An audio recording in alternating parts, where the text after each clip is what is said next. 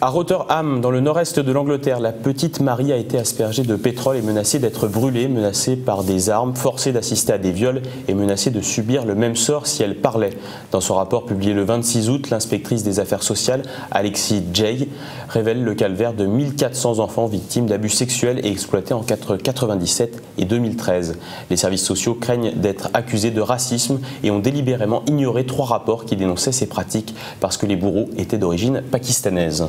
Dans plus d'un cas sur 3, les enfants étaient connus des services de protection de l'enfance. Leurs plaintes ont été étouffées par des coups et des menaces. Certains travailleurs sociaux affirment avoir reçu l'ordre de ne rien faire. Les victimes, âgées de 11 à 16 ans, essentiellement des filles britanniques blanches, étaient violées par de nombreux hommes envoyés pour être exploités dans d'autres villes du nord de l'Angleterre, enlevés, battus et intimidés.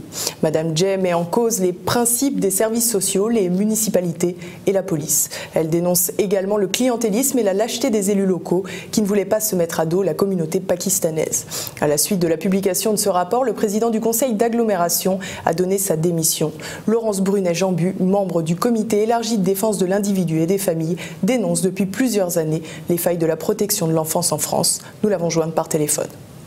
Depuis que Internet s'est développé, on est tous concernés, y compris la France, par ce fléau. La protection de l'enfance en France, j'aime pas tellement ce mot parce qu'on sait que les enfants ne sont pas protégés, parce qu'ils ne sont pas écoutés. La parole de l'enfant, elle a été désacralisée avec le procès d'Outreau, alors que nous savons tous que les enfants ont dit la vérité. Mais depuis, on traite systématiquement les enfants de menteurs. Et en plus, quand un enfant dit quelque chose, on l'interprète d'une autre manière qui fait croire en fait que l'enfant est un menteur. Il y a énormément de gros dossiers qui ont été mis à jour. Il y a le dossier du réseau Coral. Tous les gens qui étaient dedans n'ont jamais été inquiétés. Le réseau Coral appartenait à quelqu'un du Parti socialiste et c'était un lieu de vie pour personnes handicapées. Et dans le dossier Zandvoort, il a été clôturé par Elisabeth Guigou en 2002 parce qu'il était dit à l'intérieur du dossier que malgré le fait que les parents aient reconnu plus de 200 enfants sur les photos, ce n'était que des enfants ressemblants. Mais c'était surtout pas les victimes. Mais les journalistes ont quand même une responsabilité dans tous ces dossiers, c'est de penser qu'un enfant,